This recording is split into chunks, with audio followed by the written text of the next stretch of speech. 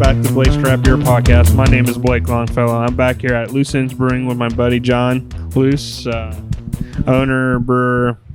He does about everything here, I think. So, how are you doing, buddy? I'm doing great, man. How are you?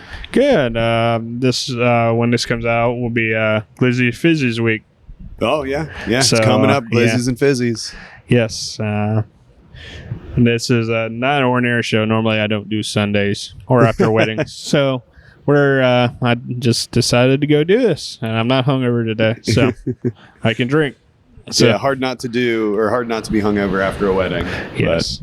So, how are you doing, buddy? Great. Just busy, trying to keep my head above water. We were kind of talking a little bit before we started doing distribution. The end of 2025. We're about 8 months into it, and it's really starting to pick up. So trying to make sure tanks are full and everybody's, our sales guy has everything he needs for distribution.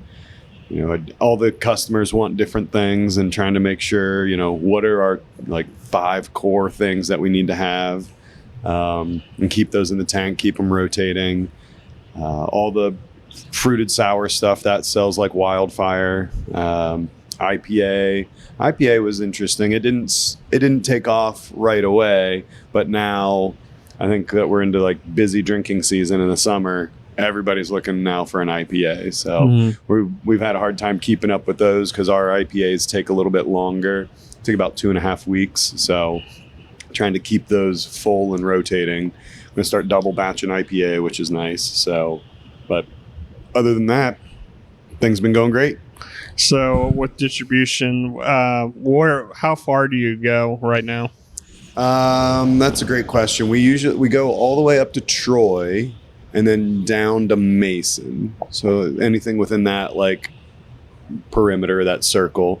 So I think we're at about 65 different accounts. So it's pretty good. Everybody's ordering basically once a month or once every other week kind of a thing. That's kind of the cadence, which is nice. So you can tell some of the busier locations, they're starting to order once a week now, and we weren't ready for that increase in sales. But it's a good problem to have. I'd rather be chasing revenue than the other way around. So is there different accounts asking for different things specifically? Yeah. So, most of the accounts, the beers that sell the most are our Hefeweizen, our no crust required, all the PBJ stuff, Solar Winds, which is the strawberry orange Dole Whip gluten-free sour, and then we have private labels for our ESB and one other beer I can't think of right now. But what's nice about getting those private labels or finding these companies that are well, we only change our tap list once every 6 months. You're that's perfect. I want to get in there, and I'm just going to make one whole batch, and it's yours, and just keep buying it when you need it. So we've got 3 or 4 accounts that are like that, where those are typically bigger, more corporate accounts that the beer buyer is just set it and forget it once every 6 months. Mm-hmm. So they're a little harder to get into, but once you're in, you're kind of in. Mm-hmm. Do you watch out some accounts, because some accounts don't with lines and make sure your beer is tasting exactly where you send it? Yeah, so that's something is a requirement for us to sell to you.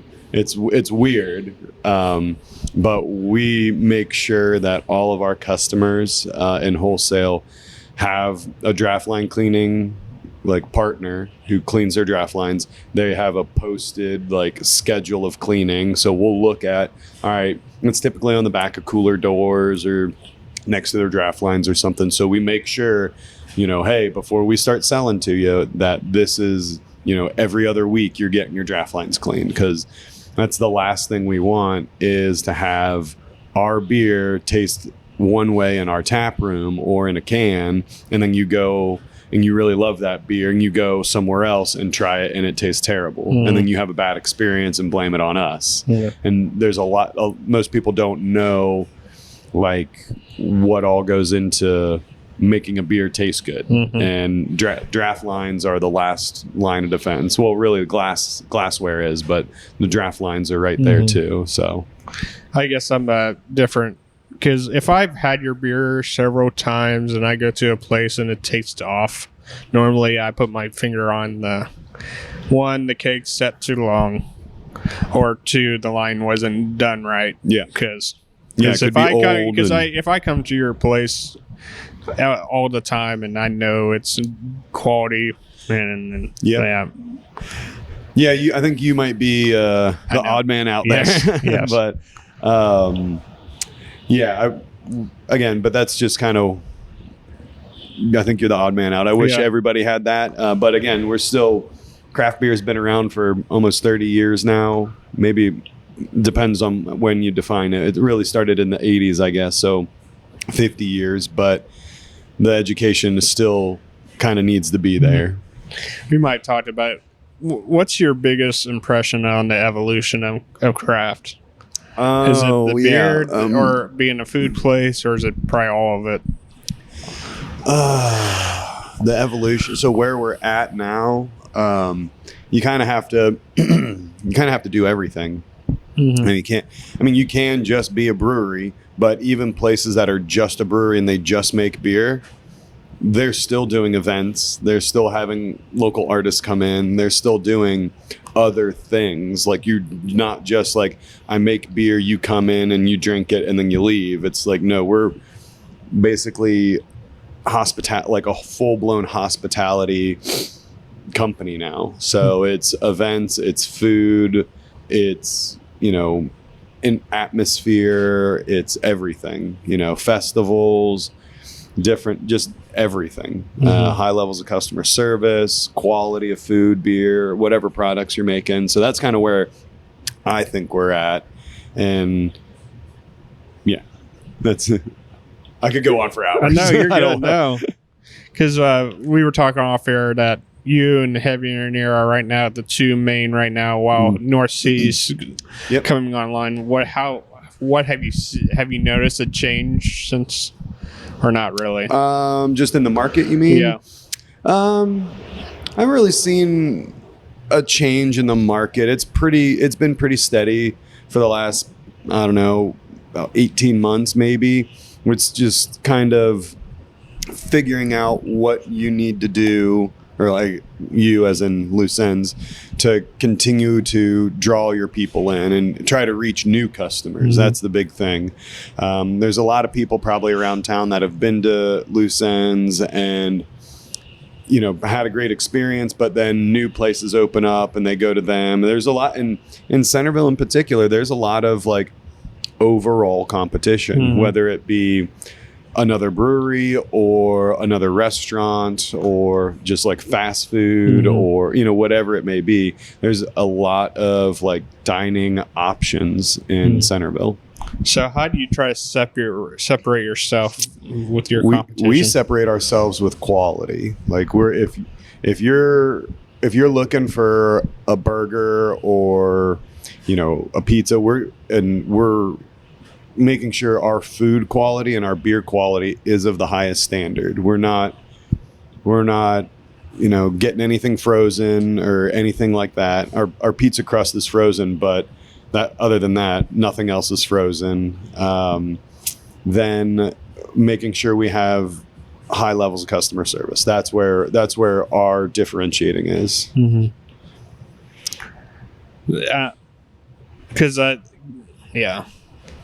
So let's get into, I guess, Crustable. Yeah, go for it. So this is the newest one. This is our no crust required. So this is our peanut butter jelly gluten-free sour, and this is the blueberry variation. So this one we did a release a month or two ago. I think it was in May, and I was trying to time it for Cinco de Mayo, but the blueberry that we got. So I use one supplier for most of the fruit that we use. And the blueberry was going to take like 6 weeks when I was ordering it. And I was within 4 weeks. I was like, well, shit, I can't wait that long. So I went to a different supplier, and blueberry that they gave us it didn't look good. Like, it tasted fine. Everything looked fine, but it looked like, brown mud water. It didn't look good. It wasn't appetizing to the eyes. So I ended up just waiting the 6 weeks to get the blueberry, and I didn't realize the supplier that we use there in Michigan, and that was the first crop of blueberries in Michigan. So we got it was fresh Michigan blueberries in that beer. So it's really good, very strong blueberry, very tart. The blueberry kind of dominates. It really made the peanut butter like die off or make a little on the back end, but still really good. I had one yesterday, just bouncing around town. I try to, whenever we go out to eat or dinner, I try to go visit the places that have bought our beer, to see kind of how everything's going. And it's like I'm undercover boss or something, just making sure the beer still tastes good and whatnot. So we were at a place last night and they had the no crust required on. So, but yeah, it's been selling like wildfire. We usually package about 10 cases of each flavor, and then we'll do a release day. And by the end of the day, we'll sell 90% of the cases. It's pretty fun. So nice to see that people are out there still interested in craft and the thing, like certain things that we do. It's weird because I don't think you could pull that off with an IPA or a barrel-aged stout anymore. At least not here. We have a great stout program, barrel program, but people just never really seem to buy into it here. So, but everybody wants the PB&J stuff, so we keep making it. So I think our next there you go, put PB&J in a barrel. There you go. There's some people that have done that. But I think our next release for that is going to be in August, and it'll be the strawberry variation. So, oh, nice. Yeah, I think maybe we'll see how it goes, but I think around Christmas time, maybe in the early December, maybe second week of December, we're going to have like a whole release day where we'll have the current 4 variations, and then we'll release a 5th variation and go from there. So, because you had a special keg which I wasn't able to try it with the. Oh yeah. So we've been playing around. We've been doing this for a little while, but it's we don't really announce it or talk too much about it because we only do it in like a 6 or 5 gallons. So we make a spicy like tincture using like I can't remember all the peppers. I just went to like the Mexican grocery store down the street and grabbed all the dried peppers that they've got and just make a tincture out of that, just using vodka. And then we dose the vodka, like the spicy vodka, in to kind of get the heat level that we're looking for. And the one we had with the blueberry variation, it was grape. We had spicy grape, and it was really good. It was really, really good. It was a interesting level of heat because it would like slowly build on your palate. It wasn't crazy spicy where you'd start sweating and you're like, this is a ghost pepper and I'm gonna die. But it would just kind of linger and build and build and build and then slowly fade. But the cold, like, nature of the beer was like, oh, in the carbonation, you're like, oh, it's spicy, I need another drink. So it was this like repetitive or vicious cycle of like, oh, it's hot, I need to cool off, take a drink, oh man, it's hot again, and just going back and forth. But it was great. It was, we only had 5 gallons, so it probably went pretty quick. It didn't go as fast as some of the other stuff. Spice, I think, is very unique to some people. Not everybody is like as tolerant to it. I'm not very tolerant to it. I start smelling it. I smell like spicy peppers and I start sweating. So, but I do love the flavor of spice. So going back to blueberry, what I'm assuming you had to use a lot of blueberry because I know blueberry's like a flavor that's sometimes hard to get out. Yeah. So the blueberry, trying to think how many pounds we used.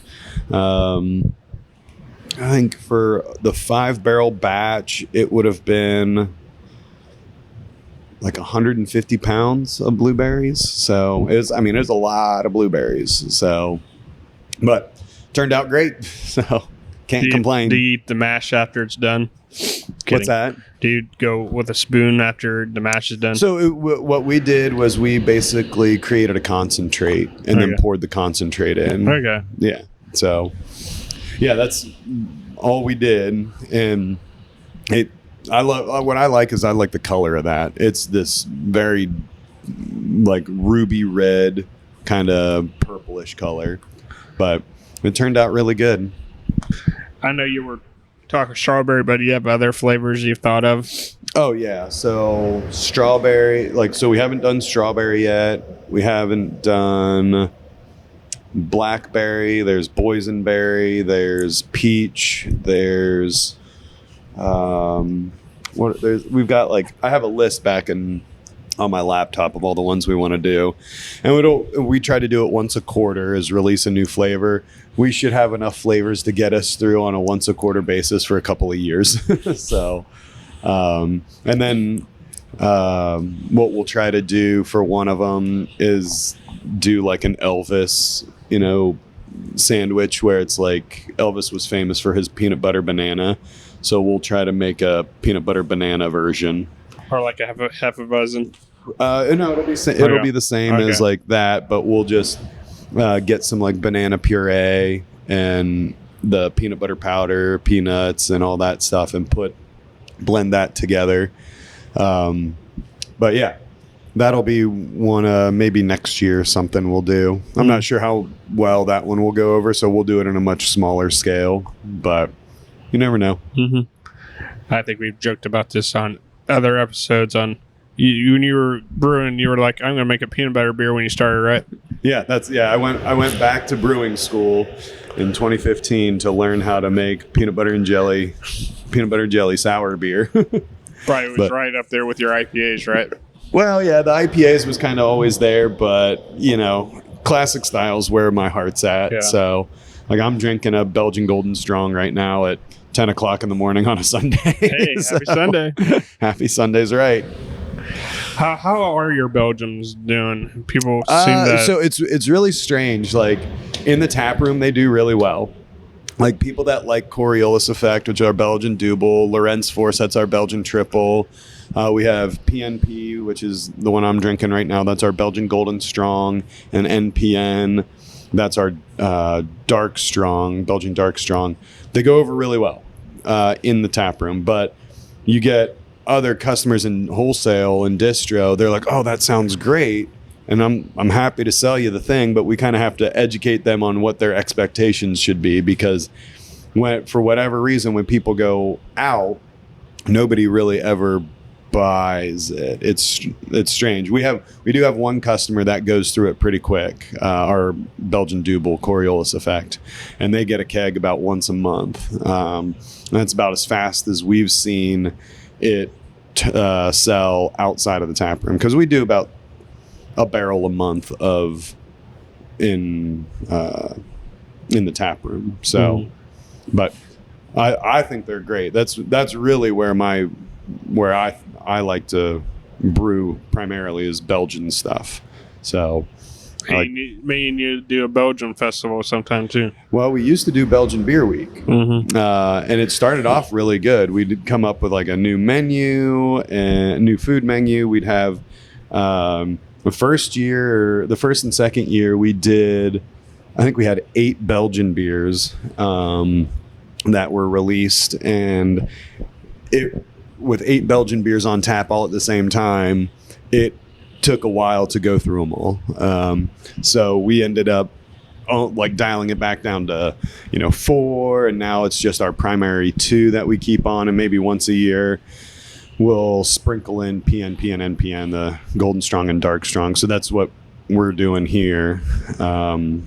What the real reason we brewed this one, not only because it's a great beer and I like it, but the Craft Brewers Conference is coming to Columbus in 2028. So with our high gravity beers, we do a certain technique to maintain our mash efficiency, also to get high alcohol or high fermentable beer.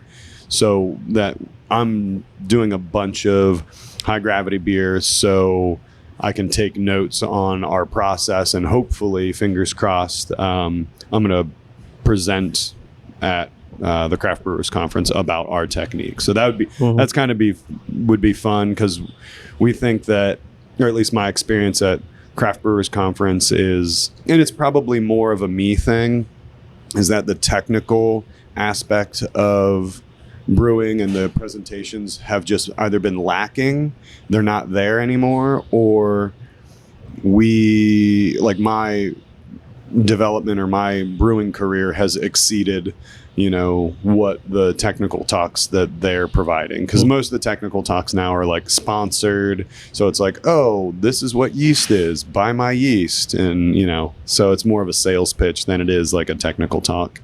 Okay, I got to pause this for one quick. And we're back because we were talking about the Belgian Gold, and so I figured we might as well ask for a little of it and talk about it more. So. Yeah, can't talk about beer without drinking beer, right? Yeah. So talk about what a Golden Belgium is. Golden Strong, yeah. Sorry. So no, that's fine. Basically, think of like just a Belgian triple. So it's just a pale yellow beer that has a lot of phenols and esters from the particular yeast strain that we use. We've used multiple yeast strains from different labs. I've found that White Labs WLP, I think this one is 500 or 550, they just make the best yeast for classic styles, especially when you get into that ester and phenol production, and they're really healthy, really clean yeasts, and this is no different. So what I like about this one is the clove aspect, the clove and black pepper aspect of the yeast strain here. It's there, it's present, but it's not over the top. It's not punching you in the face. But what the main difference is of like a Golden Strong versus a triple is really the ABV. This one comes in, I think, at 10%. I just packaged it yesterday and I still can't remember, but it's like 10 or 11%. Again, perfect for a Sunday morning at 10 a.m. Yeah. But we just have little 8-ounce pours. But yeah, again, Belgians are my favorite. I think they are the best beer to pair with food. Garrett Oliver is a huge, he started Brooklyn Brewery, was very into food and beer pairings. That's who I learned a lot of stuff from in all his books. And one of his common phrases is when trying to make a beer and food pairing, when in doubt, go Belgian, because they're beautiful, delicate beers that can pair with just about anything. So, you feel like Belgians are misunderstood beer? Or I don't know about misunderstood. I just think people don't know what they are. Yeah. I just think people are like not really sure what it is to be a Belgian beer. So, but the people that do, or the people that know, like them. I highly recommend people go out, drink them, try them, come drink ours. Ours are pretty good. It's difficult to make, and not everybody is willing to make them. So it's I think they're very unique. Because that's one thing I really love about the Dayton scene is that you got you that do Belgiums, and you have Gravel Road that does focus more on English styles and stuff like that.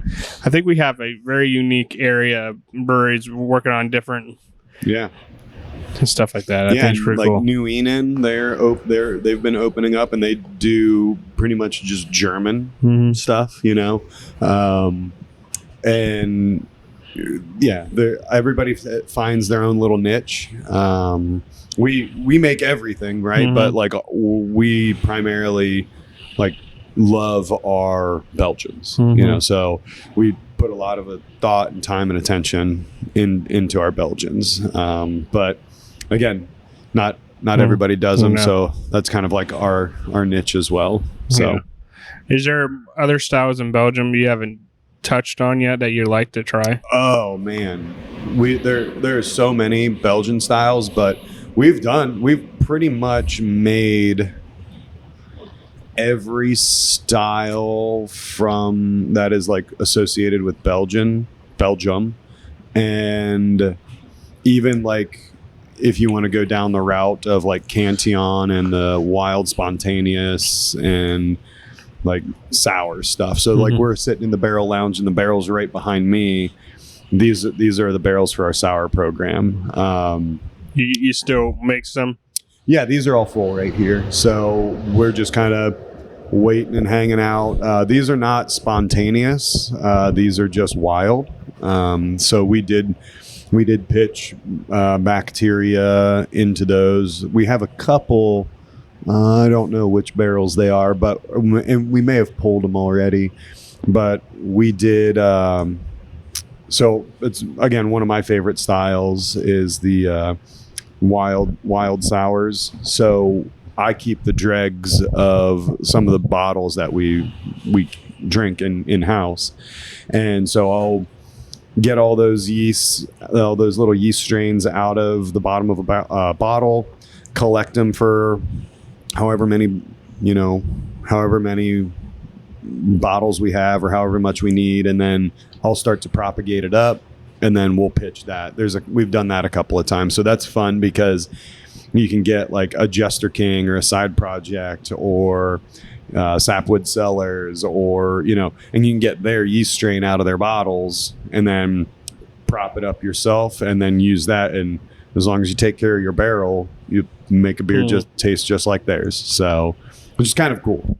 That's where like beer starts to kind of become art, is these sour barrels over here. And everything else on the clean side is, in my opinion, more sciencey. Because have you ever made a lambic? Yeah. So that's what these are. Yeah. Cool. Yeah. Our blueberry lambic is called Superluminal Motion. We only have like 6 bottles of it left. So it's, again, it drinks more like wine, but it's delicious. Not to keep hitting on blueberries, but we did a ton of blueberry stuff for that one. I think that one was like 200 pounds of blueberries. It was crazy. Because when we talk about it, I always think of like Pretentious had a very good barrel program like that and stuff like that. And he did awesome. He did awesome stuff. You'd hate to see him close. Because his beer was incredible. Again, it's one of those hyper niche markets that just didn't take off, So, is that why? I'm not throwing anything here, but is that why, like brewery like you have to hit on different? You can't go one sided. I think you can. You can't be hyper specific in Dayton. Right. Like if we wanted to be a full on Belgian brewery, we couldn't do it. Not in Dayton. If we were to go to San Francisco, San Diego, Austin, a bigger city, Nashville, and be very specific and intentional, we could do it. But in the end, you would still end up making hazy IPA. Like we see that with some of these other breweries that are extremely hyper specific, whether it be they make American Lambic or they make German stuff or they make Czech style stuff or whatever it is, they end up all still coming back to making a hazy IPA because it sells like wildfire. I can only think of like 1 or 2 product in Denver that haven't done it yet. But who knows? You never. Maybe they're the last holdouts, and they're hanging on, and their beer that they make is excellent, and maybe that's why they're able to get away with it. But I know that one of those two in Denver, they are huge in events. They have a huge space, and they just put on tons and tons and tons of events.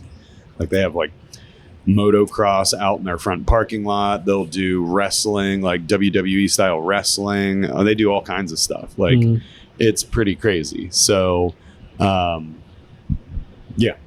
But again, talking more about like we aren't just breweries anymore. We got to do events, and they have a kitchen now too, which they didn't originally have a kitchen when they first opened. So, but and you guys have a lot of events yourselves. We do, yeah. So we do, and this is like that. It's that time of year right now where like I'm starting to. All of the days are blending into weeks, which are blending into months. Everything's going really quick, and I've taken over like all of our social media and marketing and advertising, and that's just a whole nother thing to just do. It's not very difficult. It's just another thing to do, and with all of the events coming up, it's just a lot going on. So we've got, it's now June 21st, which I can't believe June's almost over.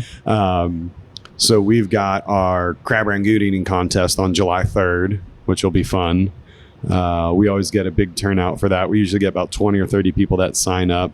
How many crab rangoons can you eat in 5 minutes? The all-time record is 44. And then I think last year the winning number was 36. So we've got like... And no one gets sick, right? No, yeah, knock on wood, nobody has gotten sick yet. It is fun. The whole place is filled up. We got a lot of... Yeah, it's a fun time. It's like, even if you're not like signed up to stuff your face full of crab rangoon, it's a lot of fun to watch people. Our staff gets involved. We make it a good time. So we hope people come out again this year. It's a lot of fun. The fireworks are then later that night, so we end up setting up a booth outside, and we watch the fireworks, sell some beer out there in the parking lot because the high school's right behind our building. So it's a lot. It's July 3rd is a good day. Then we've got the Americana Festival on July 4th where we'll be pouring beer. But then our big event of the year is Glizzies and Fizzies. So very excited this we might year. have talked about it last year, but how do you just think what could I do, or is it just pop in your head? Glizzies and Fizzies actually isn't my idea. Glizzies and Fizzies is the product of my friend Mo. She used to work at Lock 27. She's not in the beer industry anymore. She moved up to New York and is in the wine industry. So this is kind of like her brainchild. And I just last year I was like, fuck it, let's do it. Let's go ahead and do this beer festival. It's a fun theme. It gives us, really what it is it gives us an excuse to see each other once a year, and we get to like see our friends. So we've been fortunate enough to be in the industry long enough now, and people respect, the beers that we make, the beers that she made, and she knows everybody. It's wild. She walks into a city and she goes, "Oh, well, you should meet so-and-so from this brewery." And like, it's incredible how many people she knows. So that's kind of where it all started. And she wanted to just needed a place to do it. I offered the place and put up the money and the space and everything for it, and it turned out great. Last year it was my first year running a beer festival. We lost a bunch of money, but that was my fault. I didn't know how much beer to buy. I didn't know, I paid Did for you buy too much? Yeah, I bought way too much. I just didn't think, because because the plan was like buy all this beer and then you can sell it to go afterwards as well. And it went well. We sold quite a bit of beer, but even at that point, I still just bought too much. So this year we're doing it a little bit differently on that side of things, on like the planning and organizational side of things. So this year we've got a whole new lineup of breweries, not a whole new, but like some familiar favorites from last year, and then some new people and some really big names. And I'm very excited to have gotten the opportunity to meet all these brewers and for them to just take a chance and come to Dayton, Ohio. You know, we've got Holmes from Ann Arbor, Michigan. They make some of the best IPA, and like they make this Mexican lager with a little bit of lime. It's so good. It's very crushable. They're bringing that. It's going to be really good for July. So yeah, Glizzies and Fizzies, July 18th, 2026. Tickets are on sale. You can go to our Facebook or our Instagram or our website. Just follow the links. But so Holmes, they're like a huge name out there. They have a big festival called Nucleate every year. It's the first week of June, but that's where we met them last year. And I saw them at Fuller's Ball in Fargo, North Dakota, at Drecker, and talked to the folks at Drecker, and they decided that they're going to come, which is huge. Yeah. That's a lot. That's like when they said they wanted to come, I almost like a tear came to my eye because I was like, really? That's amazing. I can't wait. So Drecker makes a lager. I'm kidding. No, go ahead. I was just making a joke about Drecker because all I see is their smoothie sours. Oh yeah. And that's I got to go out there in April for their beer festival. We didn't pour. I got invited to pour beer for another brewery who's also a part of Glizzies and Fizzies. That's Counterbalance. So went out there. What I really enjoyed about Drecker was they make all this cool, wild, crazy stuff, but their lagers were still stellar. They had a Vienna lager. They had this just plain old American style lager and a Kolsch that were on tap. And we the whole weekend just crushed those. They were great.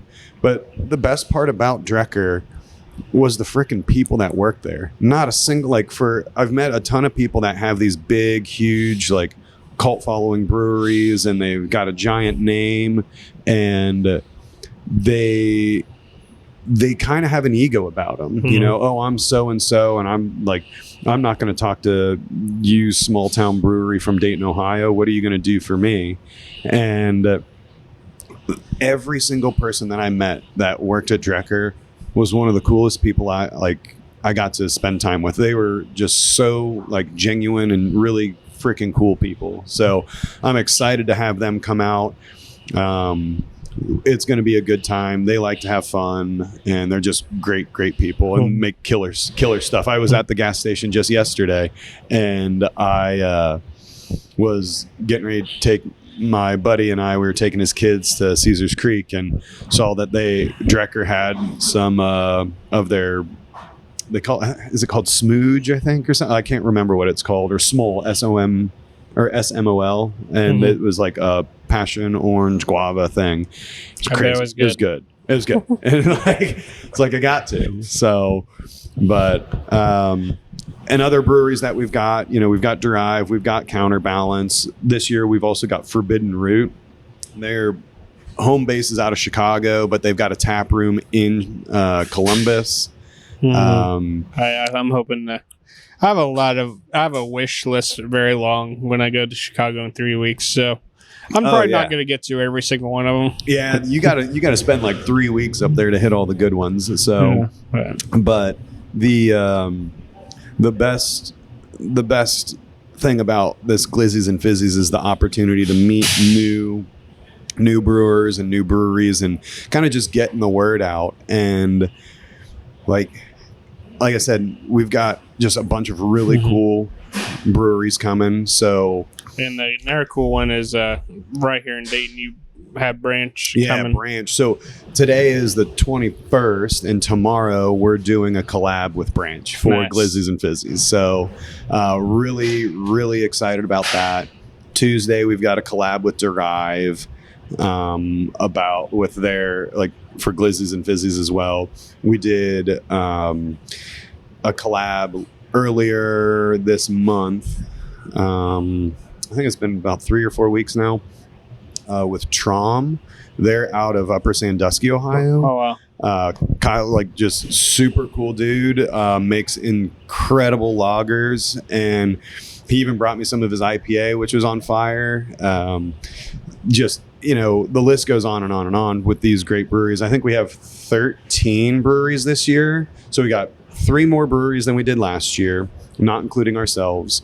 And then just bigger names and different names, and everybody is just making stellar beer. We noticed last year when we were doing this, everybody that this is an unintended thing, and it kind of happened again this year. Pretty much everybody that we invited has either won a World Beer Cup medal, a medal from the Great American Beer Festival, or a medal from FOBAB, the Festival of Barrel Aged Beer. Those are not easy things to accomplish, and we're bringing not all of them, but all of the breweries that are coming have that kind of CV or that's on their resume. So it's very, very cool to be able to provide this access to beer that people can't normally get. Mm-hmm. You can't get beer from Trom on a regular Friday or Saturday when you're going out and about in Dayton, Ohio. Drecker's a little bit of a different story. Gus might try. Yeah. I'll give Gus credit. Yeah. Gus saw a video. The other day he went straight to Urban Artifact to grab Castile. Oh yeah, I saw that they brought all that THC stuff back. So yeah, I got to reach out to Scotty to see if we can get that back on. So how long is that good for? I have no idea. Somebody sent it to me yesterday, and I haven't even had a chance to look into the details of it. Guess some court or judge overturned the THC thing in Ohio, which it shouldn't have. I know. It shouldn't have been, not to get political or anything, but it shouldn't have been done in the first place. You shouldn't be able to just close an entire industry with a stroke of a pen. That shouldn't be possible, especially since they've been doing Bobby it. And Brett on. Oh yeah. So yeah. But I'm glad it's back. So happy we can get that stuff rolling again. Just because it's not something I drink on a regular basis. Anything more than 2 milligrams, I feel dumb the next day. So, and I typically have to be pretty efficient on everything that I do. So, but yeah, I think we'll definitely be bringing it back. It's just a matter of getting to it, and if they're going to sell out and whatnot. So I imagine they're going to be slam busy here the next couple of weeks trying to get orders through, or just get to November. Yeah, exactly. No matter what side you're on, both of them seem like they're pretty open to it. So yeah, ultimately what they're looking for is a way to collect tax revenue. That's how I always look at it. It's they haven't been able to tax it the way that they want, because they probably look at places like Colorado and they're Colorado's revenue quadrupled, or I don't know the real number. I'm just speculating, but they made a ton of money by making, weed legal a decade or two ago, and same thing with Michigan. Their revenue from that is so high because it's just like a cigarette tax or a drug, an alcohol tax. They're making their money off everybody's vices, which is fine. It's a free country. We should be able to do whatever we want, and if they're gonna punish us for it via tax, then okay, I'll just I get to make that choice of whether or not I consume it based on the tax level or not. So, but sounds like it's going to make it through though. Yeah. And I forgot to talk about one thing about Glizzies Fizzies is the hot dog portion of it. Oh, yeah. So we talked all about the beer. Explain about the hot dogs. Yeah, so Glizzies, right? Yeah, so the hot dogs. So our mascot is our employees are walking in right now, and some of them are wearing our Glizzies t-shirts right now. So, but yeah, it's just hot dogs and lagers. It's Ohio's premier hot dog and lager festival. That's there's nothing else like it, and we like the menu. So every ticket comes with a glizzy, and so it's we call them gourmet glizzies, and I don't have the menu right in front of me, but we have like 5 or 6 that you can choose from, and it's the off the wall stuff. So you have like a breakfast glizzy, so it's got like eggs and bacon and sausage gravy on there, and then you've got like a grilled cheese version or a peanut butter jelly version, and all kind like a pizza version, and it's just all kinds of stuff. But again, this was all the product of my friend Mo, and she's like, it would be a great idea to, do Glizzies and Fizzies. It's all just hot dogs and lagers and seltzers and hop water and things like that. So something super refreshing for the middle of the summer. And if you've lived in Ohio long enough to know, July is just miserably hot with like 100% humidity all the time. So it's going to be a great time. We're very much looking forward to the second festival. Again, probably still not going to make any money at it, but it's going to be just a lot of fun to see and hang out with everybody and get like Dayton kind of excited about beer festivals again. That's one of the other reasons why I signed on to do it, because I feel like the beer festivals in general, have just kind of gone, like they've just become very cookie cutter.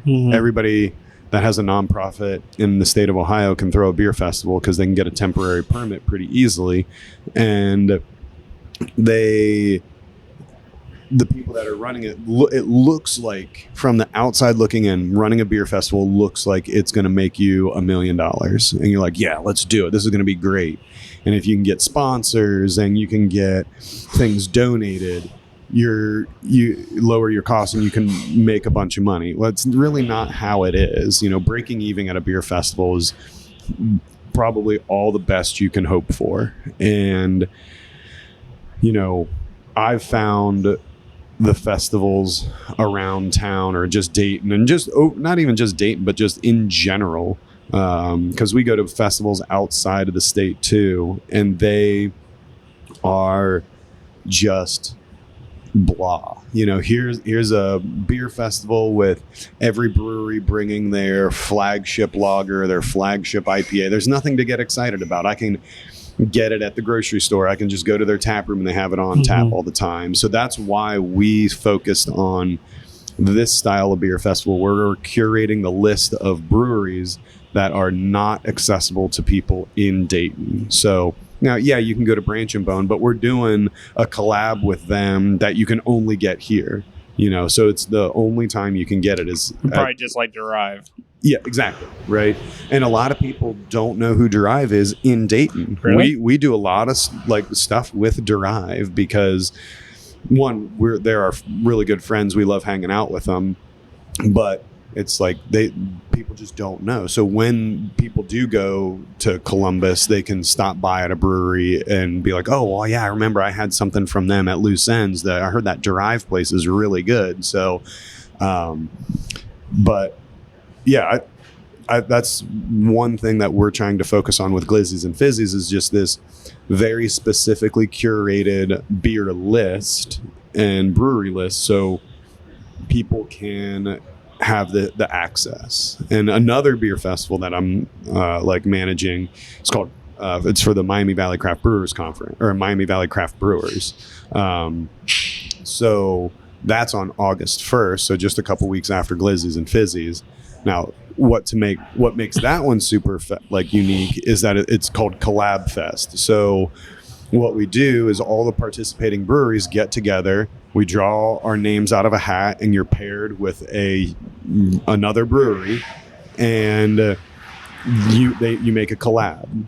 And it's the only time, like it's the first time these two are making a beer together, most likely, and you're making a unique one-off beer, and it kicks off Miami Valley Craft Beer Week, where all the participating breweries are having unique specials and other beer releases and events at their tap rooms. So this year we're very lucky, and because last year we had the rug kind of pulled out from under us the last minute, so we held it here at Loose Ends, and the location that we had just was like, oh nope, insurance won't cover it, and you guys are kind of screwed. That was like the week before, and so we held it here at Loose Ends, which was a lot of fun. It went really, really well. So this year, we've been fortunate enough, the Dayton Art Institute is partnering with us. So we're in their like rotunda, and it's really cool. We took a tour a couple weeks ago. Cool. Yeah, so they've got a ton of space, and they've got a huge following. So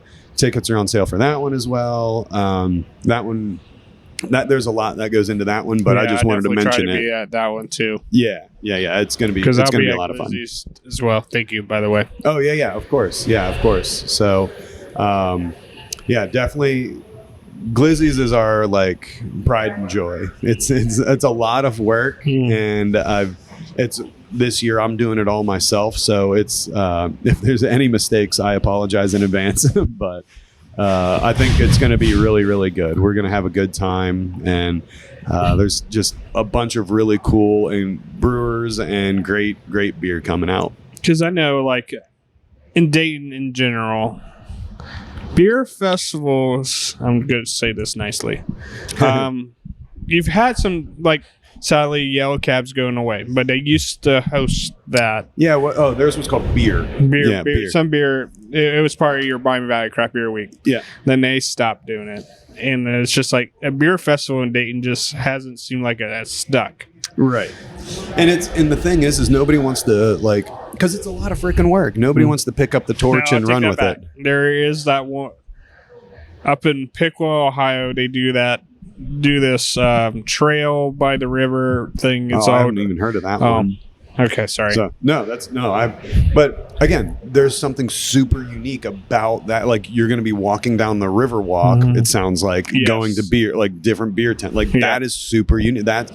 Again, it's not just putting a bunch of tents up in a parking lot or in a field and go try a bunch of, like, Dayton Ale Fest. That's how it kind of was. Is like you're out in the field, and then Dayton Ale Fest was great, you know, for what it was when it was. But then it just fell apart for so many different reasons, and nothing has really ever replaced it. Now, that was in 2019 or 2020 or something when the last one was. So it's been, 6-7 years.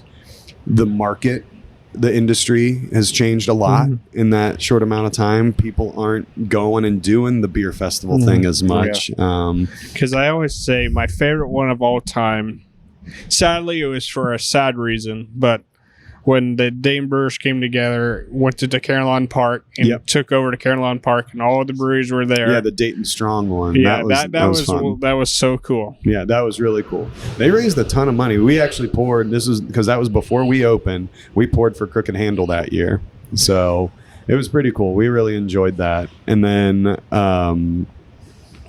my favorite beer festival to go to, as like a brewer and like being and pouring, is a local one, is Hops in the Hangar in Middletown. Okay. Because when is that, by the way? I think that's I'm going to get the date wrong, but it's like usually the third weekend in August. Okay. That third Saturday. So it's like the 22nd or 25th or something. Probably need to message Nick on this. But yeah, it's a really good festival. Not only for the brewers, it's great because they have so many volunteers that come and help you set up and tear down, and it's just a great time because they have a bunch of food trucks. Then they have an air show. They do hot air balloon rides. They used to do helicopter rides in an old Huey. They have like silent disco. They've got a DJ. It's a full blown like festival, not just a beer festival. And that's why, again, super unique. It's, aviation related. So, but that's my favorite one to go to because they make my life easy.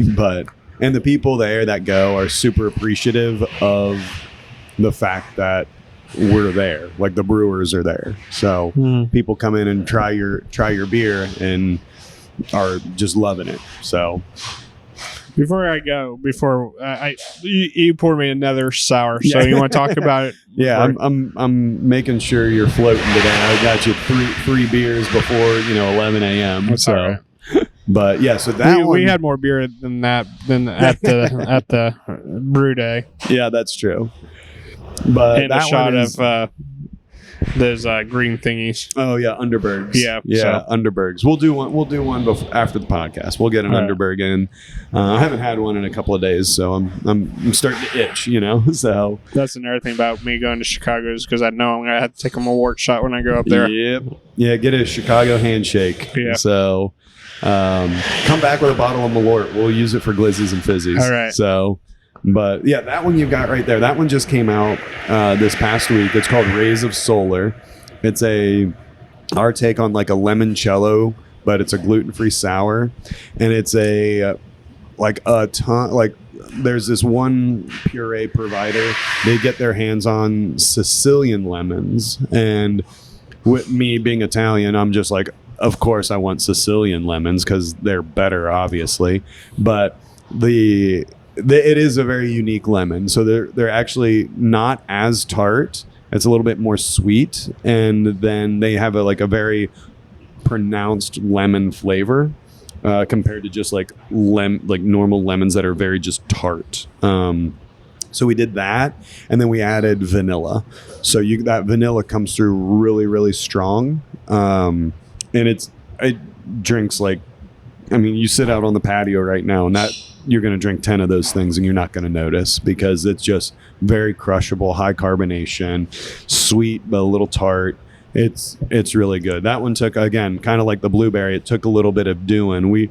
We added, I can't remember the numbers, but added, vanilla like a little bit of vanilla goes a long way, and so I added, I was like, I'll add double what I normally do to a beer. And I was like, oh man, I need more vanilla. So I doubled it again. And then I doubled it again. And then I doubled it again. I did like 10 times the amount of vanilla that I normally add to a beer in that one. And it's the first iteration of it's good, but I still want more vanilla to come through. That Sicilian lemon is just very, very strong. So it takes more vanilla to kind of cut through. Mm-hmm. But I really, really enjoy that one. Because I know we were talking a little bit earlier about your peanut butter sours, but your sour program in general, where do you see that going? Well, I think that's where we've truly found like a niche and why our wholesale distribution is going so well is, everybody has an IPA now. Hazy IPAs have been out for 11, 12, 13 years. Everybody's figured out how to make a good one and make one that's like mass appeal. So it's very hard to penetrate into the hazy IPA market in distribution because like for us locally, we're not to say Boat Show is a hazy IPA, but it's an IPA that everybody knows and loves. So it's every tap or every place that we try to sell has Boat Show on, which is fine. That's great. It's an excellent, excellent beer. But they've got such good brand recognition that a bar or a restaurant's not going to buy Boat Show and something for a hazy IPA from us that people don't know because Boat Show sells so fast, So what we found is that our like sours that we do that are heavily fruited, that's what is our unique niche. Not everybody does it, and then hardly anybody does it in distribution. So the PBJ stuff, the limoncello, Solar Winds, like all of that stuff sells like really quickly in distribution. Last night we just did a batch of Solar Winds, our second batch of the year. We did that 2 weeks ago or 3 weeks ago. All of that, all of it was accounted for in wholesale before we packaged it. So we keep 3 kegs for ourselves, and then we've got we have 4 or 5 cases for ourselves to sell in the tap room, but then everything else was already accounted for in distribution. And that's kind of what you want. As soon as you get it in the package, it's out the door. So I think our sour program, the gluten-free sour program, is just what we're finding our niche in for distribution. Do you have other flavor ideas probably with that too? I've got a whole spreadsheet. Now I got a spreadsheet for names, and then I got a spreadsheet for like flavors, flavor combinations, and things like that. So it's almost like infinite, because as soon as I try one, I'll be like, oh, this would be really good, but then we could swap this fruit out for this fruit, and it would be super, like whatever, it can be whatever it is. And that's the really nice thing about it, is the base of it is so open to interpretation. We can make anything, absolutely anything. So, and I think another beer you're pretty good at is making a triple hazy. Heavy hitter. Is that your unbiased opinion? Yes. But yeah, the heavy hitters went really well. I loved that beer. I don't remember all the hops that were in it, but I do remember it being amazing. Hopefully that's another, not that just that beer, but something you could grow in. Yeah, so we actually, like, in the week of Glizzies and Fizzies, I'll be doing our triple hazy IPA called Kardashev's Ascension. And that was like the heavy hitters was the Kardashev Ascension was the base recipe for heavy hitters, and we just swapped out all the hops and everything. I think we had like Dulcita, we had like Rakau or Waka or something like that, but all of them, that was our first year using Dulcita, which was great. Never really had an opportunity to use that before. But yeah, like I said, very excited to,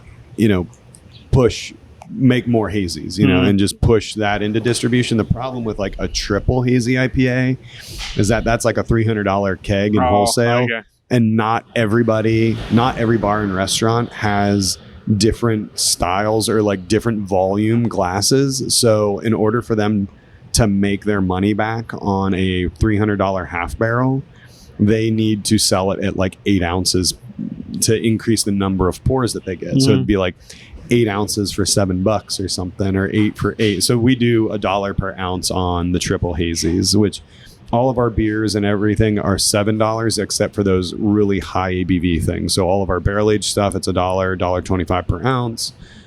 Triple hazy IPAs are $1 per ounce. But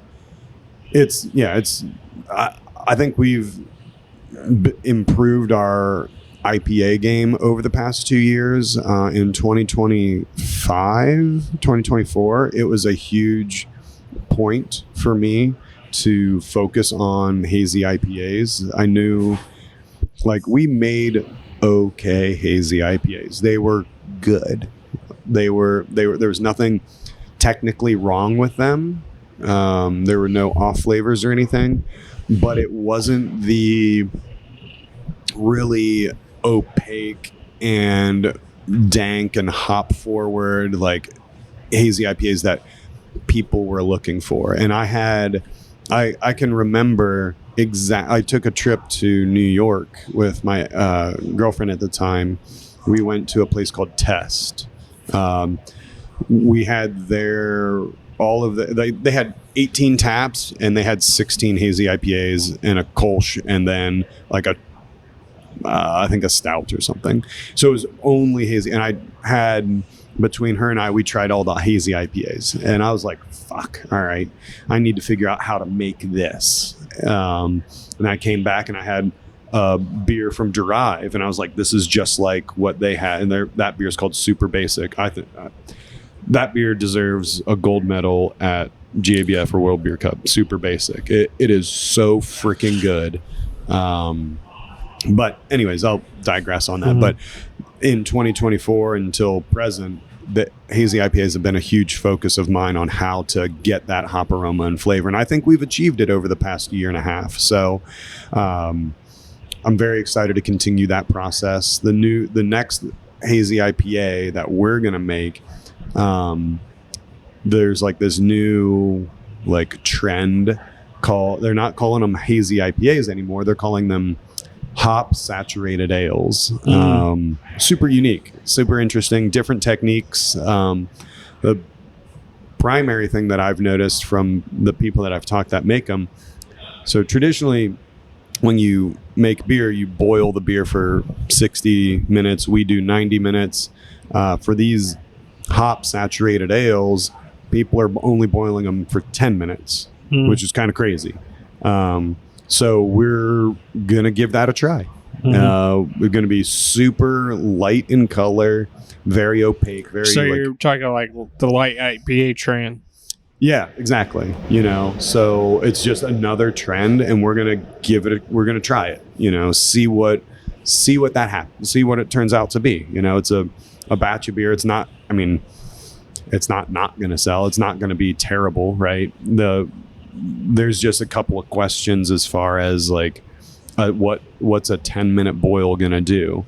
The main concern for most people is the fact that the boil is what sterilizes your liquid, and then you get rid of all the DMS, so dimethyl sulfide. What most people say that have been making these hop saturated ales is that, so DMS is a off flavor that is produced in malt, and because it's a sulfide, it volatilizes off during the boil, and because there can be, depending on the lighter color malts, there can be a lot of it. So that's why you tend to boil for 60 to 90 minutes. That's why we do it. We had one beer early on that had DMS in it. It was our Munich Helles, and we're like, we did a 60-minute boil, and ever since then we've been doing 90-minute boils. But the argument is that people that do it the malts now are so highly modified that the DMS is removed, so it's not really there anymore. And okay, so we'll give it a try. I'm not sure. And then the amount of hops that people are using, even if the DMS is there, it's overpowered by all of the hops, because you're doing 15-20 pounds per barrel of hops at this point when we're looking at these kinds of things, at this hop saturated ale. So I'm excited to do that one. That's our next one. That one's called Stellarator. It'll be out, probably end of July, somewhere in August. So okay, yeah. So Glizzies and Fizzies, get your tickets today. Yes. I guess the last thing I think that Dayton hosting the Ohio Craft Brewers Conference did an amazing job kicking off with you guys and stuff like that. And I think would really like to thank the OCBA and Mary McDonald for, bringing the OCBA conference to Dayton. I know that's a ton of work.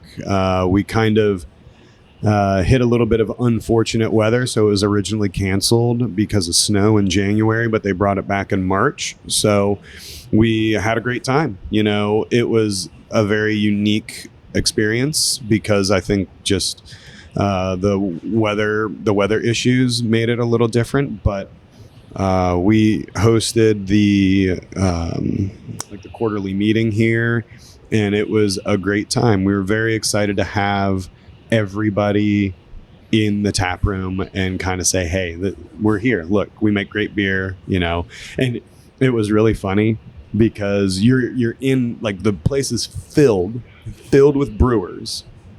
And I was like, things that are going to sell like wildfire are Kolsch, our Munich Helles, our American Lager, our Hazy IPA, our Belgian stuff, all these like classic style stuff. You would be surprised at how many people were walking around with that PBJ sour. I would say it was at least 50% of people were walking around with the PBJ sour stuff. And these are all brewers. And you're like, it transcends, like that stuff transcends, the norm of what, beer should be or what people are expecting. So it's very, very, very good and very unique. And luckily the next Ohio Craft Brewers Conference is not that far from us. I know. It's, what was that one in? Cincy. Cincy, that's right. Yeah, so we can pop on down there and have another great time. Fingers crossed. Yes. So anything else you want to talk about Glizzies and Fizzies we haven't talked about? I don't think so. I mean, we're going to have a bunch of stuff. We'll have our DJ there. That's Rob D'Agostino Entertainment. They do our trivia every week. We've got a bunch of really cool sponsors this year. Our main sponsor is the Humane Society of Greater Dayton. I got to take a tour of their facility last Thursday, and it's incredible. Like, I don't know how many people are into like adoption and fostering animals, but I highly recommend you go, link up with them. We're going to have a dog adoption and a cat adoption during Glizzies and Fizzies, so you can come check out, play with the fur babies, and have a good time there. Been working with a lady named Ashley at the Humane Society of Greater Dayton. Incredible human. She is, you can tell she's just like super passionate about everything, and going through and seeing like how clean all of their facilities are, how often they rotate, like just animals. They're constantly busy. They have a full on like veterinary hospital there. So, and they do like for people that may run into some financial issues, they have low cost veterinary like services as well. So I highly recommend everybody go check them out. Come to Glizzies and Fizzies, learn more about them. Come look at all the puppies and dogs and cats and everything. Maybe take one home with you. But we've also like other sponsors. BSG had donated a bunch of grain, so that's Brewer Supply Group. New York Hop Guild, they donated a lot of hops. We've got EZIV. They're a new business in the center of Centerville. So they do IV therapy. So when you guys come out, we get a little too toasty during Glizzies and Fizzies. She'll be offering like 20 or 25% off to participants at Glizzies and Fizzies to go get IV therapy the next morning. So you can go get hydrated first thing in the morning before you go to church or you go have to deal with the kids or something like that. So who else do we have as a sponsor? The Ohio Craft Brewers Association. They're going to be there selling merch. We've got a golf simulator coming out. We'll have our beer pong table, the beer puppeteer. I got a new toy. It's like a Russian roulette pistol kind of thing, but it's for shotgunning beer. So you spin the chamber and you snap it, close, and pull the trigger.